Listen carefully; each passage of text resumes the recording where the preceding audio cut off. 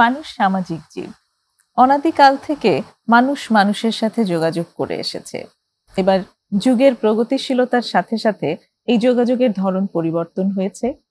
একে অন্যের সাথে সামনাসামনি যোগাযোগের সাথে সাথে এসেছে এখন সামাজিক যোগাযোগের নানান মাধ্যম। এ এক নতুন পরিবেশ এবং পরিস্থিতি।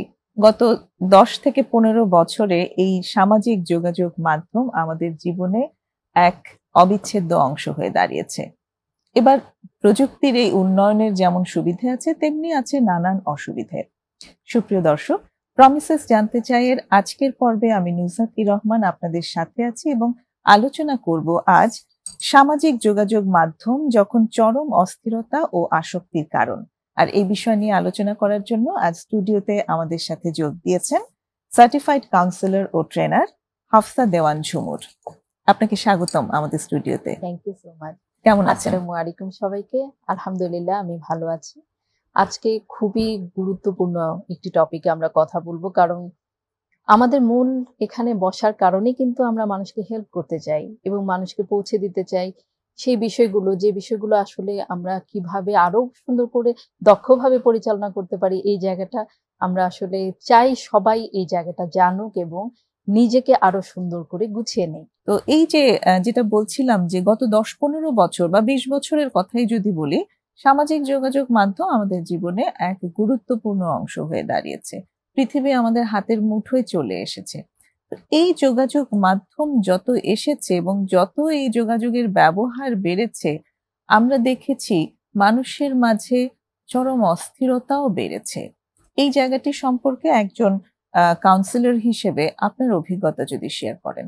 প্রথমত আমি মনে করি যে সামাজিক গণমাধ্যম আসলে আমাদের, আপনি যেটা বলছিলেন যে আমাদের অনেক উপকার করেছে, বা আমরা এখন অনেক টেকনোলজির সাইডে অনেক অ্যাডভান্সড হয়েছি এবং অনেক কিছুর সাথে এখন আমাদের সবকিছু হাতের মুঠোয়, জব, কেরিয়ার, সবকিছুই কিন্তু হাতের মুঠোয়। কিন্তু সংবাদ সবকিছু আমরা খুব দ্রুত সবকিছুর এক্সেসটা পাচ্ছি। যে বিষয়টাতে আসলে প্রবলেম হচ্ছে যে এখানে যে একটা সীমানা বা এখানে যে একটা পরিচালনার ব্যাপার, বা আমি কিভাবে জিনিসটাকে নিচ্ছি, গ্রহণ করার বিষয়টা খুব জরুরি। কারণ আমরা অনেক বেশি তথ্য পাচ্ছি, এই তথ্যের ভিড়ে কিন্তু আমরা হারিয়েও যাচ্ছি। আবার এই তথ্যের সাথে আমরা আমাদেরকে ইমোশনালি বা আবেগীয় ভাবে এটাতে এত বিনিয়োগ করে ফেলছি যে আমাদের হয়তো সময়টা নষ্ট করে ফেলছি, যেটা করার কথা ছিল সেটা করতে পারছি না। বা দেখা যাচ্ছে আমরা এত তথ্য পাচ্ছি যে তথ্যের ভিতরে আমার জন্য কোনটা পজিটিভ হবে, ভালো হবে, কিংবা আমার জন্য কোনটা নেগেটিভ হবে সেই বিষয়টা বুঝতে পারছি না। আবার আমরা এখন সোশ্যাল মিডিয়া বলেন, এই সোশ্যাল মিডিয়ার যুগে এসে আমরা এখন নিজেরা কারো পার্সোনাল লাইফেও কিন্তু আমরা জড়িত হয়ে যাচ্ছি, যেটা কিন্তু খুবই খুবই আমি বলবো যে মেন্টাল ট্রিগার করে। কিছুক্ষণ আগে আমরা আসলে আলোচনা করছিলাম নিজেদের। তো মেন্টাল ট্রিগার বিষয়টা আসলে খুবই ইম্পর্টেন্ট আমি এখানে মনে করি। যেহেতু এই জায়গাটাতে একটু যদি আমি অ্যাড করি যে এই যে আপনি ব্যক্তিগত সীমানার কথা বললেন, পারিবারিক অন্যের পরিবারের বিষয়ে আমি ঢুকে যাচ্ছি। এবার এই যে পারিবারিক বা ব্যক্তিগত জিনিসগুলো, পরিবারই না, অন্যের জীবনে আমরা ঢুকে যাচ্ছি, ইন্টারফেয়ার করছি, আমরা মন্তব্য করছি, সেখানে এইভাবে ঢুকে যাচ্ছি আসলে। এবার এটাও কিন্তু আছে যে আমার পারিবারিক বা ব্যক্তিগত জীবন, যেটা আসলে আমার ব্যক্তিগতই থাকবার কথা, সেটাও কিন্তু আমি সামাজিক যোগাযোগ মাধ্যমে এতই বেশি প্রচার এবং প্রসার করছি, সেই সেখানটাও কিন্তু ব্যক্তিগত সীমানা আমি নিজে মেইনটেইন করছি না। তো আমি আহ্বান করছি মানুষকে যে তোমরা দেখো আমার ব্যক্তিগত জীবনটা এমন, এবং তারপর তারা তো কমেন্ট করার জন্য মন্তব্য করো এবং আমাকে অনেক পরামর্শ দাও। হ্যাঁ, এর ভিড়ে এটা কি অস্থিরতার প্রথম লক্ষণ নয়? আর আপনি যখন অনেক মানুষ থেকে আপনি মন্তব্য শুনবেন, আপনি তো মানসিকভাবে এমনিতেই ভালো থাকতে পারবেন না। তখন আপনার মেন্টাল যে এক্সাইটমেন্টটা বেড়ে যাবে, অস্থিরতাটা বেড়ে যাবে। এটাই তো আসলে আস্তে আস্তে একটা মানুষকে খারাপ দিকে কিন্তু নিয়ে যায়। যখন আপনি, কখন মানুষ আসলে মাদক দ্রব্য সেবন করে কিংবা ডিপ্রেশনে পড়ে যায়, কিংবা প্রবল মানে আমি মানসিকভাবে আমাকে কোনোভাবে সামাল দিতে পারছি না, এই সামাল না দিতে পারার যে বিষয়টা, এটা কিন্তু আসে আমি অনেক দিন ধরে আমি এই ধরনের জিনিসের সাথে আমি প্র্যাকটিস করে আসছি। এই ধরনের জিনিসের সাথে আমি নিজেকে সংযুক্ত রেখেছি, বা এই জিনিসগুলো নিতে নিতে আমি আমার যে ব্যক্তিগত সীমানা কিন্তু আবারও চলে আসছে, আমি সীমানাটা আমি রাখতে পারছি না, আমার ইমোশনকে আমি সামাল দিতে পারছি না, আমি আমাকে সংবরণ করতে পারছি না অনেক জায়গায়। তখন দেখা যাচ্ছে তুলনায় গিয়ে হোক বা পারফেকশনিজমের জায়গাটায় গিয়ে হোক, আমরা পারফেকশন চাই। যে আমি দেখছি যে সোশ্যাল মিডিয়া বা আমরা দেখছি একটা হ্যালুসিনেশনের একটা যুগে আছি আমরা, কিভাবে সবাই লাইফটাকে আমরা দেখছি, দেখে আমার কেন এরকম হলো না, বা কারো দাম্পত্য জীবনের ঘটনা শুনলাম, সে হয়তো তার দাম্পত্য জীবনের ঝামেলাটা হয়তো সামনেই তুলে ধরলো, আমি ভাবছি যে ওই জায়গায় থাকলে আমি এটা করতাম, আমি আমাকে ডিজার্ভিং ভাবছি। তো এই বিষয়গুলো কিন্তু এখন বর্তমানে প্রবলেমের অনেক কারণ। শুধুমাত্র কিন্তু ছেলেরাই না, মেয়েরাও কিন্তু এই ধরনের প্রবলেমে এখন জড়াচ্ছে। ডিপ্রেশন বলেন বা মাদকদ্রব্য সেবন, এটার প্রথম জায়গাটা আসে কিন্তু সম্পর্কের ভাঙন, পারিবারিক সম্পর্কের ভাঙন, পার্সোনাল রিলেশনশিপ গুলোতে যখন ব্রেকডাউন হয়, আনস্টেবিলিটি তৈরি হয়, অস্থিরতা, অশান্তি, তখনই কিন্তু আস্তে আস্তে আস্তে আস্তে একটা মানুষ সে সামলাতে না পেরে নিজেকে আসলে এই পথগুলো বেছে নেয়। হেরে যাওয়াটাকে আমরা নিতে পারি না, আমাদের এটা কিন্তু অনেক বড় একটা, মানে আমি বলবো যে বিগ ড্রব্যাক। আমরা নিতেই পারি না, মেনেই নিতে পারি না। আমার কাছে বিশ্বাস করবেন কিনা, প্রত্যেকদিন 100-র উপরে শুধু কেস আসে যে আমি মেনে নিতে পারছি না, এটা মেনে নিতেই পারবো না। তো প্রত্যেকটা জিনিস আমি মেনে নিতে না পারলেও আমার হয়তো এক্সপেকটেশন এই লেভেলে, বা আমি হয়তো চিন্তা করছি সবকিছু যে ওটা তো ভালো হচ্ছে, তাহলে আমার সাথে এমন হচ্ছে কেন? এক্স্যাক্টলি।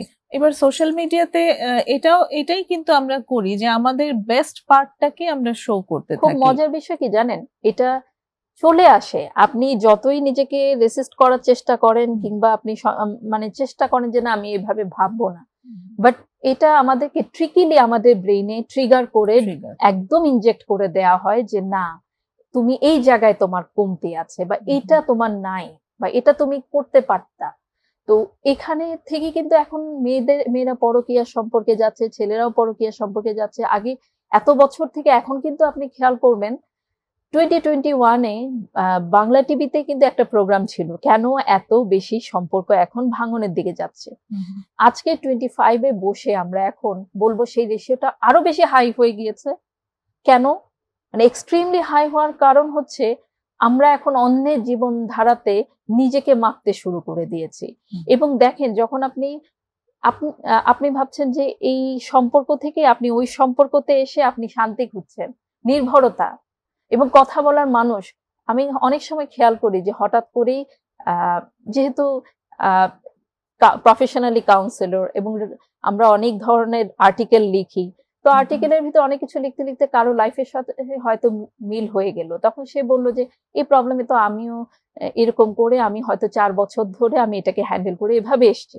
তো দেখা যায় হঠাৎ করে কেউ একজন বললো যে আমি আপনাকে সাপোর্ট দিব, তো তখন দেখা যায় যে আমরা অপরিচিত মানুষকেও, আমাদের একাকিত্বটাকেও কিন্তু আমরা এখানে একটা মানে সীমানা নির্ধারণ করতে পারছি না, কথা বলে ফেলছি।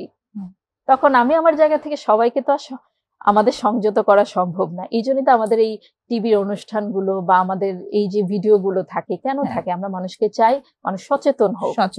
এই ব্যক্তিগত সীমানা, খুব সুন্দর একটা টার্ম আপনি বলেছেন, এটাকে আমি বারবারই আনতে চাই যে ব্যক্তিগত সীমানার বিষয়টিতে সম্পর্কে সবারই সচেতন হওয়া প্রয়োজন, যে আমি আসলে কতটুকু দেব আমার সোশ্যাল মিডিয়াতে।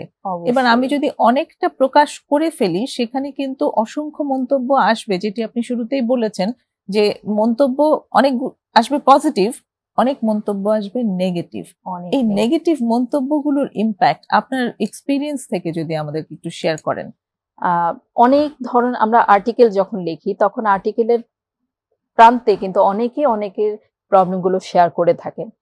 তো সেখান থেকে কিছু যদি আমি আসলে স্পেশালি আমি যদি ফোকাস করতে চাই, আমি বলবো যে বেশিরভাগ সময় আমি মানুষকে দেখি যে তাদের ভিতরে এমন একটা নিজেকে একটা অবলা বা অসহায়, এই টার্মটা দিতে আমরা কেন জানি খুব বেশি পছন্দ করি। এবং অসহায়ত্ব তাদের মাঝে তৈরি হয় যে আমার কথা বলার কেউ নেই, বা আমাকে দেখে রাখার কেউ নেই। সবাই আছে, আমার দেখে রাখার কেউ নেই। হতাশা আমার দেখে রাখার।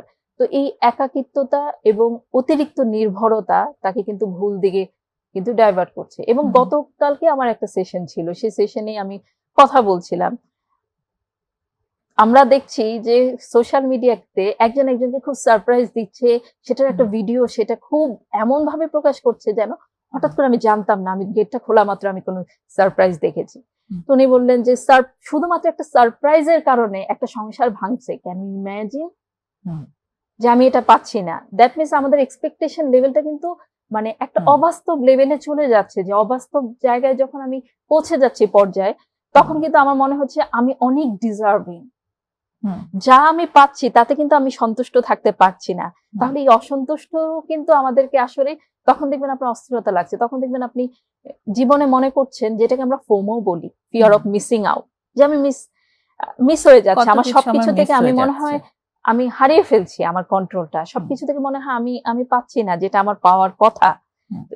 এই বিষয়টা কিন্তু আমাদের ভিতরে এনে দিচ্ছি কিন্তু এই সোশ্যাল মিডিয়া, এবং আমরাও ওটা নিচ্ছি কারণ শুধুমাত্র আমাদের ইমোশনাল দক্ষতার জায়গাটা আমরা ছোটবেলা থেকে, এখানে আমি বলবো যে ছোটবেলা থেকে আমরা ইমোশনাল দক্ষতার জায়গাটা আসলে তৈরি হয় না। কিভাবে আমার রাগ আসবে, আমার ট্যান্ট্রাম আসবে, ছোটবেলা থেকে তো আসে বাচ্চাদের, আমরা কি করে শাসন করি, কিন্তু আমরা এটাকে কিন্তু বাচ্চাদেরকে শিখাই না যে রেগুলেশনটা কিভাবে করব। আমরা ইমোশনাল রেগুলেশন নিয়েই কথা বলবো, একটা বিরতি নিয়ে আসছি। দর্শক আমাদের সঙ্গে থাকুন, একটা ছোট্ট বিরতি নিয়ে এখনই ফিরছি।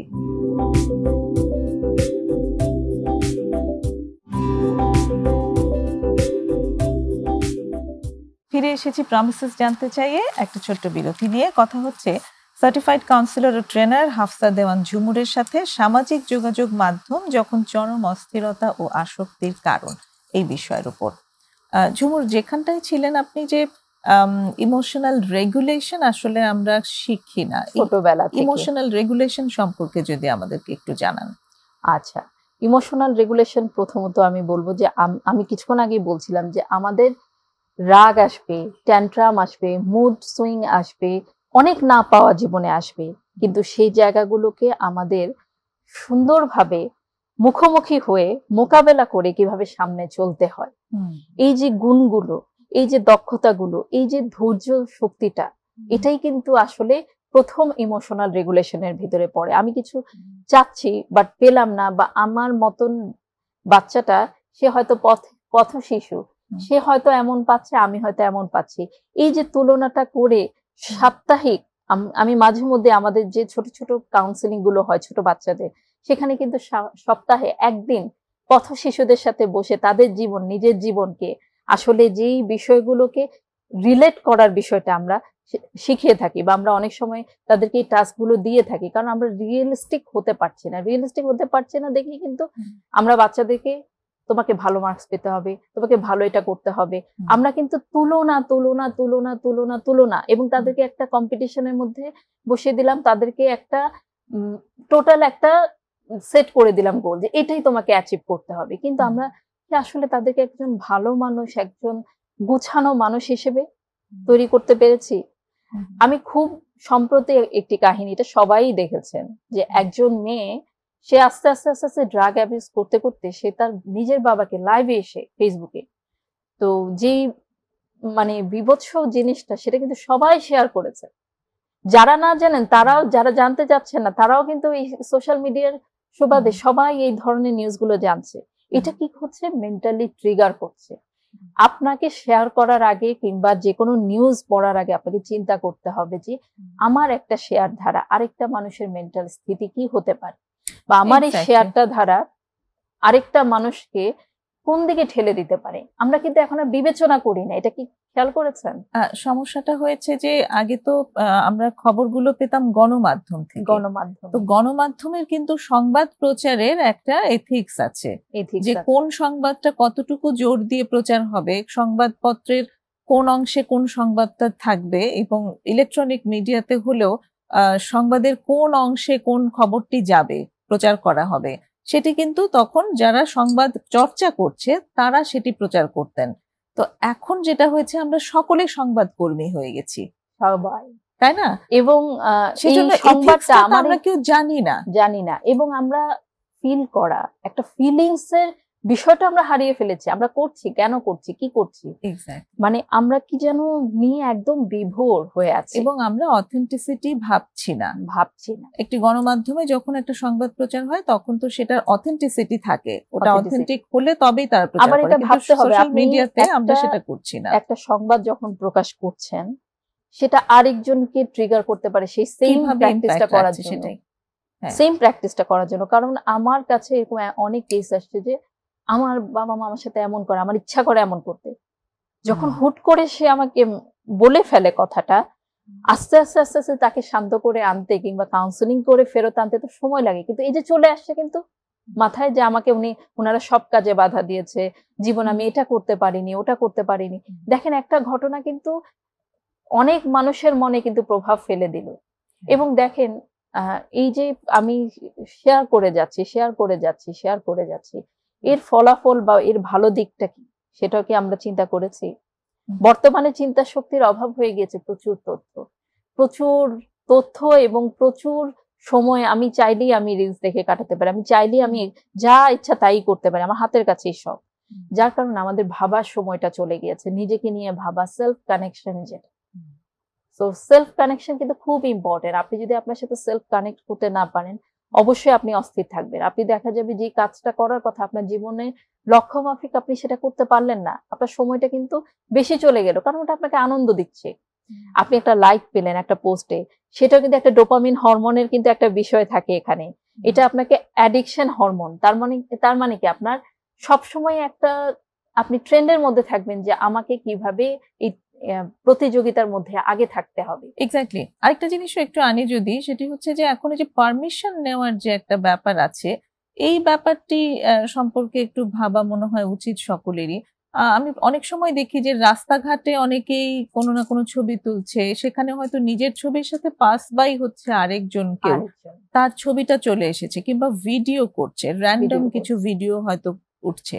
এবার তিনি সামনের যে আছেন তার কাছ থেকে পারমিশন নেননি যে তিনি এই যে পাসার্স বাইদের ছবি যে তুলছেন, ভিডিও করছেন, সেখানে তিনি কিন্তু পারমিশন নেননি।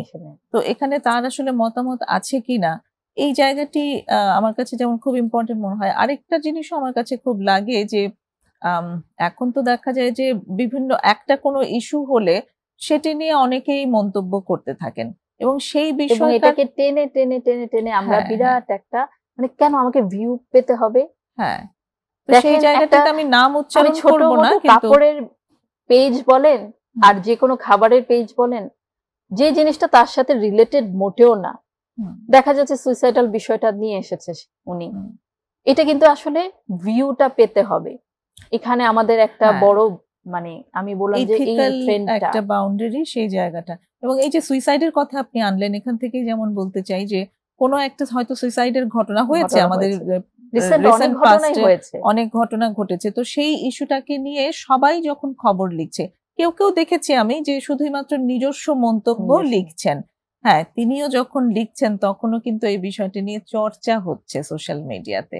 এটাও কিন্তু ভাবার প্রয়োজন আছে, তিনি তার নিজস্ব মতামত দিচ্ছেন, তিনি কি আসলে মতামত দিতে গিয়ে কোথাও কোনো ব্যক্তিগত সীমানা অতিক্রম করে ফেলছেন কিনা, সেটি কিন্তু একটু দেখবার আছে। এবং যে পরিবারের সাথে ঘটেছে সেই পরিবার কি আসলে এই মতামতগুলো দিয়েছে যে তাদেরকে নিয়ে আলোচনা হোক? এখন বললাম না সবকিছুকে আমরা পারিবারিক দ্বন্দ্বগুলো তো এখন আপনি খেয়াল করবেন সবাই এখন সামনে নিয়ে আসে, নিজের আইডিতেও শেয়ার করে ফেলছে। এটা আমরা মানে পাবলিক করে দিচ্ছি আমাদের জীবনটাকে।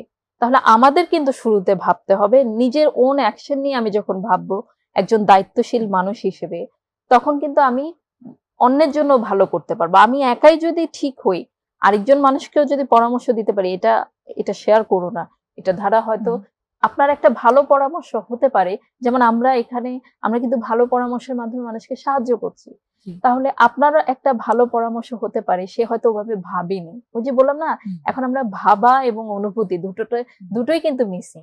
সবারই মনে হয় যে আমার মতামতটা আমি বলতে পারি।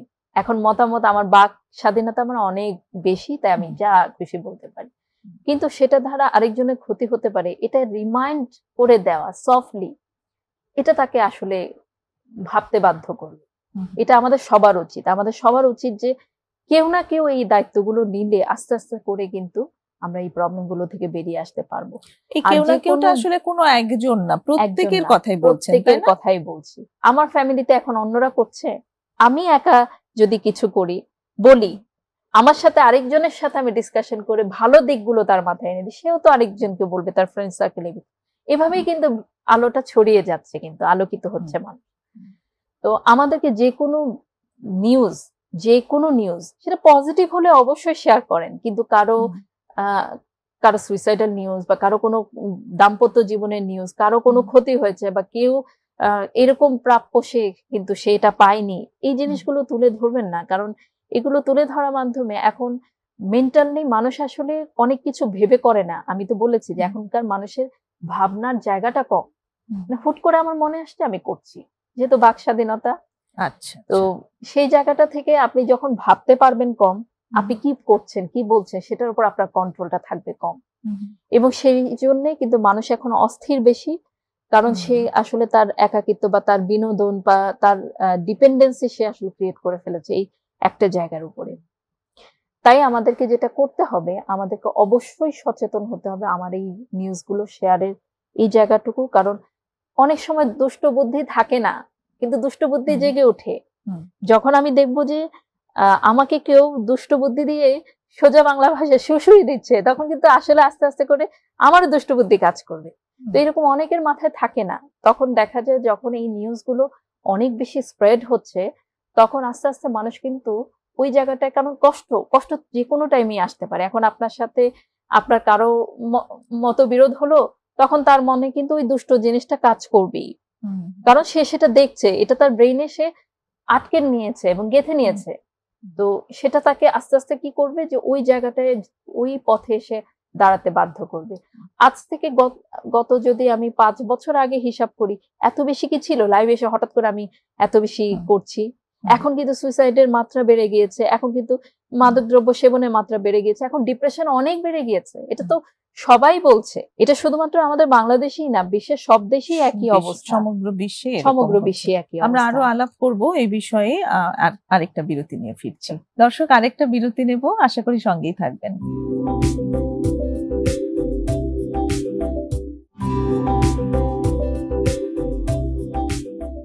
আবারও ফিরে এসেছি প্রমিসেস জানতে চাই একটা ছোট্ট বিরতি নিয়ে। কথা হচ্ছে আজ সামাজিক যোগাযোগ মাধ্যম যখন চরম অস্থিরতা ও আসক্তির কারণ, এই বিষয়ের উপরে হাফসা দেওয়ান ঝুমুরের সাথে। ঝুমুর, আমরা আসলে নেগেটিভ ইম্প্যাক্ট গুলো নিয়ে ভীষণ আলাপ করলাম, যে কিভাবে আমরা ব্যক্তিগত সীমানা অতিক্রম করে ফেলছি, কিভাবে আসক্তি তৈরি হচ্ছে সামাজিক যোগাযোগ মাধ্যমে, এবং সেখান থেকে আবার অন্য ধরনের আসক্তিও চলে এসেছে। সেটাও আপনি বলেছেন যে সেখান থেকে হতাশা তৈরি হয়ে হয়তো অন্য ধরনের ড্রাগ ব্যবহার করতে শুরু করেছে, সেটিরও যেরকম একটা ইম্প্যাক্ট আছে, সেম ইম্প্যাক্টই আসলে যখন একজন মানুষ সামাজিক যোগাযোগ মাধ্যমের মধ্যে আসক্ত হয়ে যাচ্ছে। একটু কি আমাদেরকে এই আসক্তির জায়গাটা আরেকটু ইলাবোরেট করে বলবেন, যে একটা মানুষের শরীরের ভেতরে কি হতে থাকে যখন তিনি কোনো কিছুতে আসক্ত হন, সেটা তার ড্রাগ হোক আর সেটা তার সামাজিক যোগাযোগ মাধ্যম হোক? ডোপামিন হরমোন আমাদের প্লেজার হরমোন, সেটা আমরা জানি। যখন ডোপামিন হরমোনটা ল্যাকিংস হতে শুরু করে, একটা জিনিসের উপর আমরা নির্ভর হতে শুরু করি, একটা নির্দিষ্ট সময় পরে সেটা আমাদেরকে অ্যালার্ম সিচুয়েশন তৈরি করতে থাকে, অ্যালার্মিং সিচুয়েশন বডিতে তৈরি হতে থাকে, যে এই জিনিসটা তোমার প্রয়োজন, এই জিনিসটা তোমার লাগবে, এই জিনিসটা তুমি নিচ্ছ না কেন, বা এই জিনিসটার জন্য তুমি যাও, এই জিনিসটাকে তুমি অ্যাচিভ করার ট্রাই করো। তো সেখান থেকে কিন্তু আমাদের অস্থিরতা তৈরি হচ্ছে, অস্থিরতা, এবং সেই বিষয়টা আমাদেরকে প্রবলভাবে জাগাচ্ছে যে না, আমি এই জিনিসটা আমার এখনই প্রয়োজন, আর্জেন্সি ক্রিয়েট হচ্ছে। সো আর্জেন্সি অ্যান্ড অস্থিরতা দুটো থেকেই কিন্তু এই আসক্তিটা আসলে আমাদের বাড়ে। তখন আস্তে আস্তে আমরা উত্তেজিত হয়ে যাই, তখন আমাদের মুড সুইং হয়, আমাদের বিভিন্ন ধরনের আমাদের ব্রেকডাউন হয়, ইমোশনাল ব্রেকডাউন হয়। তখন অনেক সময় কথায় আমরা হয়তো উত্তেজিত হয়ে গেলাম, বা আমরা হয়তো রাগ দেখিয়ে ফেললাম, কিংবা আমি তুলনা করে ফেললাম, কিংবা আমার কাছে অনেক কিছু নেই, আমি হয়তো রিলেট করছি, আমাকে কিছু একটা বলছে, কেউ হয়তো অতটা মিন করে হয়তো কথাটা বলেনি, বাট আমি মানসিকভাবে হয়তো আহত, সেই জন্য আমার মোট কথা ইমোশনাল রেগুলেশনে একটা প্রবলেম হচ্ছে, যেটা নিয়ে আসলে আপনি বলেছিলেন একটু আগের অংশটিতে বলেছেন যে ইমোশনাল রেগুলেশন হচ্ছে যে আমরা আমাদের সামনে যে কোনো ইমোশনই আসতে পারবে, কিন্তু সেটাকে সুন্দরভাবে ফেস করে ওটাকে রেগুলেট এবং আমরা করা। পারফেকশনিজমের দিকে ট্রাই করি, এটাও কিন্তু এখান থেকে চলে আসে। পারফেকশন কেন ট্রাই করছি? কারণ আমি দেখছি যে অমুক তো ভালোই করছে, আমি কেন পারবো না? তাহলে কি আমার কি কোথাও অভাব আছে, বা আমি কি এই জায়গা দিয়ে আমার কমতি আছে?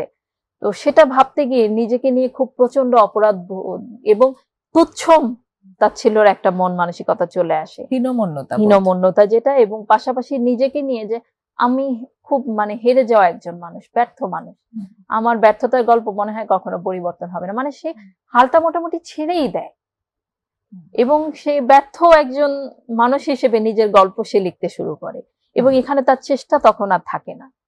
এবং চেষ্টা যখন থাকবে না, যখন আপনি মেনেই নেবেন এবং আপনার মাইন্ডসেট আপনি তৈরি করে ফেলবেন যে হ্যাঁ আমি আসলে এর থেকে আমার জীবনে এরকমই, আমার সাথে এরকমই করে সবাই, ছোটবেলা থেকেও এরকম হয়েছে, এখনো এরকম হচ্ছে, সবাই সামনে এরকম করবে, তখন সে তখন আস্তে আস্তে সে ডিফেন্স মেকানিজম তৈরি করে, নিজেকে নিজে ডিফেন্স মেকানিজম হিসেবে বিভিন্ন ধরনের সে অ্যাক্টিভিটিস, বিহেভিয়ার প্যাটার্ন তৈরি করে।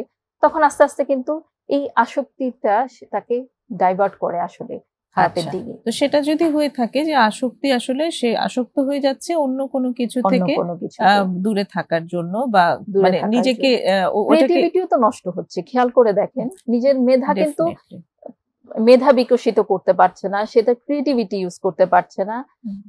খুব খেয়াল করলে আসলে সোশ্যাল মিডিয়ার বিষয়গুলো কেন চলে আসছে, অনেক বিষয় আপনি দেখতে চাচ্ছেন না, বিকজ আপনার হয়তো দেখার ইচ্ছা নেই যে না I am not interested to know about this, but যখন আপনি লগ ইন করছেন সামহাউ আপনার ফ্রেন্ড লিস্টে কেউ না কেউ শেয়ার করছে, এবং ফেসবুক অ্যালগোরিদমে আপনাকে জোর করে হলেও সেটা দেখাবে। তখন যখন এটা দেখা হচ্ছে এবং এটার সাথে যখন আমাদের কাছেই আসলে যখন ক্লায়েন্ট আসছে এবং বিভিন্ন ধরনের ভুক্তভোগীরা আসছেন প্রবলেম নিয়ে, তখন আসলে আমরা যখন শেকড় থেকে যাই, শেকড়ের প্রবলেম কিন্তু আমরা এগুলোই পাই। এবং আমরা চাই কি, তখন এসে আসলে দুঃখ এখানেই বেশি হয় যখন এসে কেউ চায় যে আমি এখনই আসলে সমাধান চাচ্ছি, আমি এখনই সবকিছু ঠিক করে ফেলতে চাচ্ছি, আমি পারছি না, আমি হয়তো কিছু একটা করে ফেলবো। এটা কি এক্ষুনি সমাধান হয়? এক্ষুনি। এবং সেই প্রবলেম গুলো কখন বাড়ে বেশি জানেন? রাত 10টা থেকে 12টা, এই মোমেন্টটা আসলে আমার জন্য অনেক হ্যাকটিক থাকে। কারণ দেখা যায় আমি এখনই কিছু করে ফেলবো, আমি এখনই এটা আমার সাথে এরকম হয়েছে, আমার সাথে এরকম করতে পারলাম, মেনে নিতে পারছি না। তো প্রবলেমটা কিন্তু এটা হওয়ার কারণটা কি? সারাদিন তো সে ইনফরমেশন গ্যাদার করেছে, সারাদিন তো সে বিভিন্ন ইনফরমেশন, নেগেটিভিটির সাথে, সে নেগেটিভ থিঙ্কিং এর সাথে সে কিন্তু কানেক্টেড ছিল। তো যখন আস্তে আস্তে সময় গেলে কিন্তু আমাদের কিন্তু আমি বলেছি যে উত্তেজিত হয়ে যায় আমরা, এই যে বিহেভিয়ার প্যাটার্ন গুলো তৈরি হচ্ছে, তখন একটা সময় এসে সেটা আসলে আউটবার্স্ট হচ্ছে। তখন আমরা এসে চাই যে আমার সাথে এরকম হলো, এরকম একটা অন্যায় হয়ে গেল, আমি এখনই আমাকে এমন কিছু বলেন, এমন কিছু করেন, আমি এখনই চাচ্ছি। তো এই জিনিসগুলো আসলে একটু না অনেক অ্যালার্মিং সিচুয়েশন হয়ে দাঁড়িয়েছে, যার কারণে এখন মনে করি যে প্রত্যেককে আসলে তার লাইফস্টাইল পরিবর্তনে আসলে খুব, আপনি নিজেকে আসলে মেনটেন করতে চাচ্ছেন, আপনি ভালো থাকতে চাচ্ছেন, আপনি দ্রুত সলভ করতে চাচ্ছেন, দ্রুত সলভ করতে হলে তো আপনার রেগুলার লাইফস্টাইল তো আপনাকেই মেনটেন করতে হবে। আচ্ছা, রেগুলার লাইফস্টাইলে এখানে কোথায় হ্যাম্পার তৈরি হয়? বলেছি না, ইনফরমেশন রিসিভ করা, এবং আমার কোন জায়গায় আমাকে আসলে এটা ক্ষতিগ্রস্ত করছে, কোনটা আমাকে আসলে ব্যাড ফিলিংস দেয়, এটা আমাকে আসলে সেগমেন্ট করতে হবে, সেগ্রিগেট করতে পারি না, এটা একটা গেল। কিন্তু ডেইলি লাইফের মধ্যে ইমোশনাল রেগুলেশনটাও তো খুব ইম্পর্টেন্ট এখানে, যেটা আমি বলেছি কিছুক্ষণ আগে যে আমি হেরে যাব, সবকিছু লাইফে আমার মতো করে হবে না, কখনোই লাইফে হয় না। জন্ম মৃত্যু সবকিছু কিন্তু আমাদের কোনোটাই কিন্তু আমাদের কোনো হাত নেই, যত কিছু ঘটছে কোনোটাতেই আমাদের কোনো হাত নেই। কিন্তু আমার ব্যর্থতা হতেই পারে, ব্যর্থতার থেকেও কিন্তু কয়েকটা রাস্তা আমাকে তৈরি করে ফেলতে হবে, যাতে আমি সেটাকে ওভারকাম করতে পারি, আমি এখান থেকে শিখতে পারি, আমি গ্রো হতে পারি। মানুষ গ্রো হওয়ার দিকে কিন্তু তার ফোকাসটা থাকে না, ফোকাসটা থাকে এটা কেন হলো, কেন হবে, আমি মানব। তো এই জায়গাটাতে একজন প্রফেশনাল হিসেবে সোশ্যাল মিডিয়া ব্যবহারের উপরে কিভাবে আমরা আসলে নিয়ন্ত্রণ আনতে পারি, এই যে সোশ্যাল মিডিয়ার যে এথিক্স থাকা উচিত, সেই জায়গাটা সম্পর্কে যদি আমাদেরকে একটু আলোকিত করেন। কিছু এথিক্স এর জায়গায় আমি বলবো যে আস্তে আস্তে করে আমাদের এই যে বিভিন্ন ধরনের নেগেটিভ নিউজ আমরা খুব বেশি প্রকাশ করি, এটাতে আমাদের আসলে একটা রেস্ট্রিকশন আনতে হবে, সেটা ফেসবুকের থেকেও আনতে হবে, সেটা নিজেদের থেকেও আনতে হবে। আমি কিছুক্ষণ আগে বলেছি যে এই কয়েকজন বলতে কিন্তু আমি একাই না, আপনি একাই না, আমাদেরকে সেন্সিবল কিছু মানুষকে এই এই দায়িত্বটুকু নিতে হবে, যাতে আমরা আমাদের কাছের মানুষকে আস্তে করে সফটলি একটা রিমাইন্ডার দিতে পারি, তোমার এই শেয়ারটা যদি আরেকজন মানুষকে সেম কাজটা করতে বাধ্য করে, তাহলে তো তুমিও সেই অন্যায়ের একটা অংশীদার হয়ে গেলে। তো এরকম ছোট ছোট ছোট ছোট যদি কিছু স্টেপ নেওয়া যায়, তাহলে কিন্তু অনেক বড় হয়ে বিষয়টা আসলে অনেক ভালো কিছু হতে পারে। এবং পাশাপাশি চেষ্টা করা যে নিজের দাম্পত্য জীবন, নিজের পার্সোনাল লাইফকে কখনো ওপেন না করে দেওয়া। অনেক সমস্যা থাকতে পারে, আগেও কি কখনো মানুষের সমস্যা ছিল না?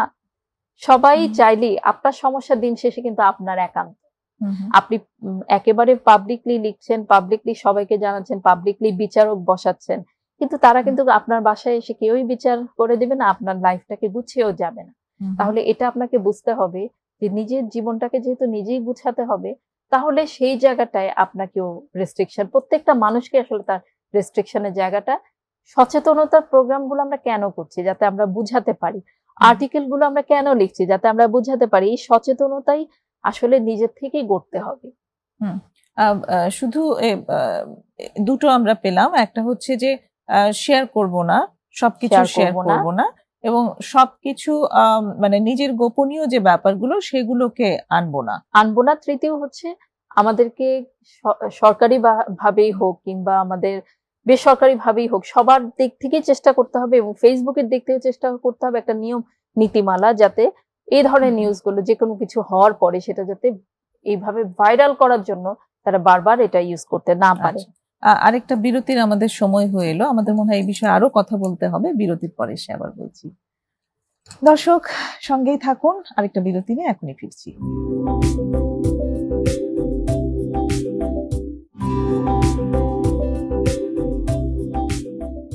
চলছে প্রমিসেস জানতে চাই। আপনারা দেখছেন আজ আলোচনা সামাজিক যোগাযোগ মাধ্যম যখন চরম অস্থিরতা ও আসক্তির কারণ, এই বিষয়ের উপর কথা বলছেন হাফসা দেওয়ান ঝুমুর। আপনি বললেন যে কিছু গাইডলাইন থাকা প্রয়োজন, সেটা যদি ফেসবুক দিতে পারে বা সরকার থেকে যদি কোনো গাইডলাইন আসতে পারে যে সামাজিক যোগাযোগ মাধ্যম কিভাবে ব্যবহার করতে হবে, সেটা যদি আসে তাহলে খুব ভালো কথা। কিন্তু তার আগেও আমরা কিছু নিয়ন্ত্রণ আমাদের নিজেদের উপরে আনতে হবে, কারণ নিজেদের নিয়ন্ত্রণটাই বেশি। আমি বললাম না যে এখন পারিবারিক বিষয়গুলো চলে আসছে সব জায়গায়, তো এখন এখানে রেস্ট্রিকশনটা ক্রিয়েট করা তো সবার পক্ষে সম্ভব না। এটা নিজের বুঝতে হবে যে আমার পার্সোনাল লাইফ আমি কেন অন্যের সামনে আমি ওপেন করছি। অনেকের মনে হয় যে আমার ভালো কিছু তো আমি শেয়ার করছি, সেটা পার্সোনাল লাইফের হোক, কিন্তু ভালো কিছু কি এইভাবে শেয়ার করবার দরকার আছে কিনা, বা কতটা বেশি শেয়ার করবার দরকার আছে সেটাও একটু ভাবা প্রয়োজন। একটা প্রশ্ন আমি একটু আনতে চাই, সেটি হচ্ছে যে যারা কিশোরী তাদের আসলে ম্যাচুরিটির লেভেলটা কম, সেটা আমরা সবাই বুঝি, এই জন্যই তারা কিশোর এবং কিশোরী, তারা বেড়ে উঠছে। তো এই সামাজিক যোগাযোগ মাধ্যমের ক্ষেত্রে ওদেরকে যে শিক্ষাটা দেওয়ার ব্যাপার আছে সেটা তো পরিবারকেই দিতে হয়। সেই শিক্ষাটা পরিবারের কিভাবে দেওয়া যায়? পরিবারের পাশাপাশি এডুকেশনাল ইনস্টিটিউট, কারণ ওদেরকে দেখেন, আমরা যখন কোনো ওয়ার্কশপ রাখছি, কোনো প্রোগ্রাম রাখছি কিংবা কোনো সেমিনার রাখছি, তখন কিন্তু সবাইকে পাওয়া যাচ্ছে না। পাওয়া যাচ্ছে কোথায়? School, college, university. এখানে পড়াশোনার জন্য তাদেরকে আসতেই হবে।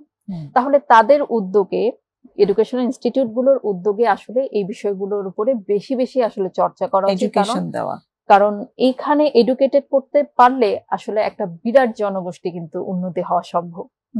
কারণ স্কুলে তো সবাই পড়তে আসবে, কলেজে তো সবাই আসছে একটা, এবং ইউনিভার্সিটিতেও একটা বিরাট সংখ্যক ভালো ভালো ইউনিভার্সিটি গুলো, এবং ছোট বড় সবারই উচিত আসলে এই যে উইকলি সেমিনার, যে আমাদের রুলস রেগুলেশন, একটা ব্যক্তিগত মানুষ হিসেবে ব্যক্তিত্বের জায়গাটা কিভাবে আরো উন্নত করা যায়।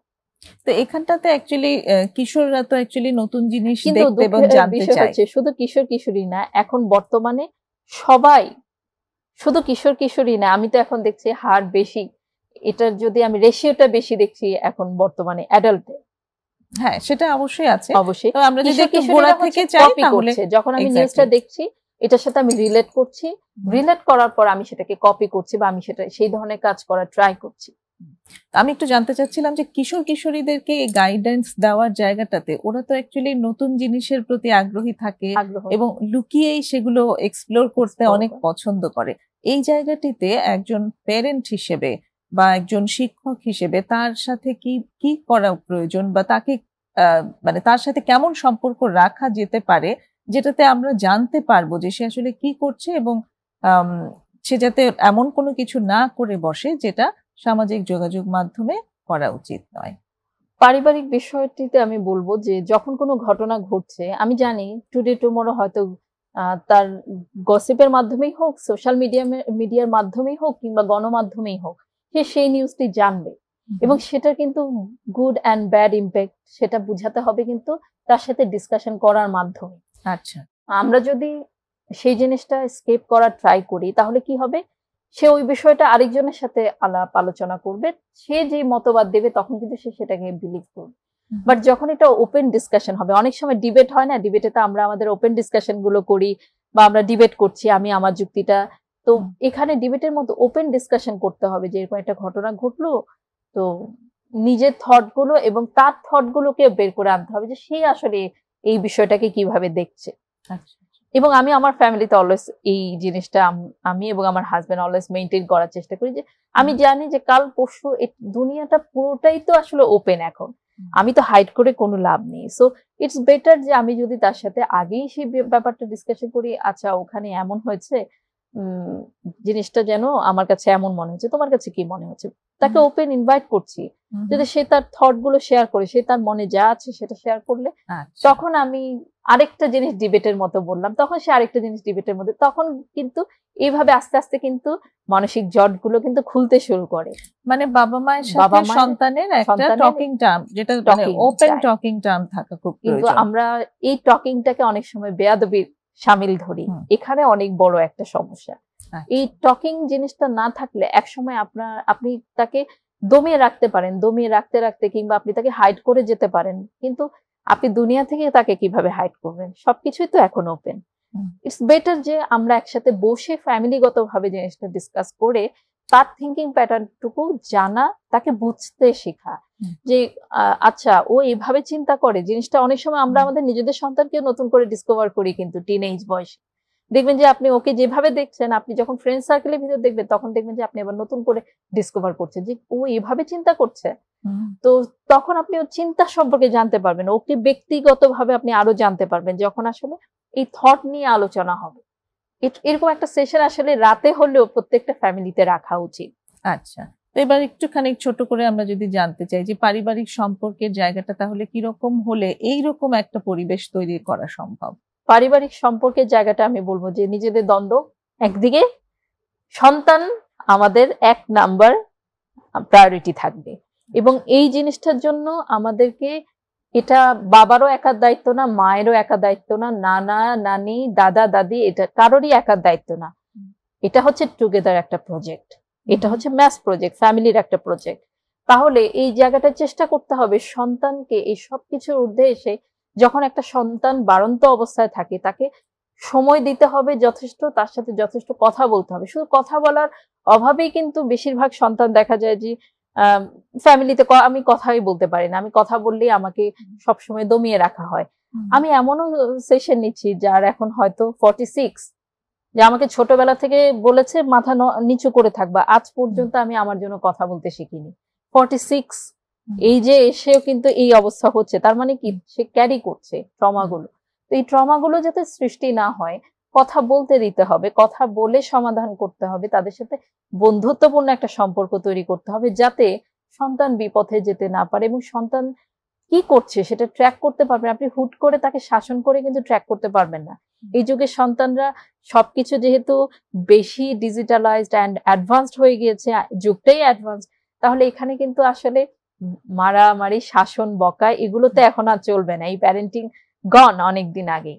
তো এখন আমাদের প্যারেন্টিংটা বাছাই করে নিতে হবে কনসিয়াস প্যারেন্টিং, যেটা হচ্ছে আমাদেরকে কনসিয়াসলি ব্রেইন টকিং এর মাধ্যমে, আমাদের কনসিয়াসলি ফ্যামিলি টাইমিং এর মাধ্যমে আমাদের জিনিসগুলোকে আসলে সলভ করতে হবে। অনেক ধন্যবাদ হাফসা ঝুমুর। আমরা আজকে অনেক গুরুত্বপূর্ণ আলোচনা শুনলাম এবং অনেক গাইডেন্সও পেলাম সামাজিক যোগাযোগ মাধ্যম সম্পর্কে আশা করি আমাদের দর্শকদের ভালো লেগেছে। প্রিয় দর্শক, আমরা আজকে অনুষ্ঠানের একদমই শেষ পর্যায়ে চলে এসেছি। আশা করি আগামী অনুষ্ঠানেও আপনাদেরকে আমাদের সাথেই পাবো। ততক্ষণ পর্যন্ত বিদায় নিয়ে নিচ্ছি। খোদা হাফেজ।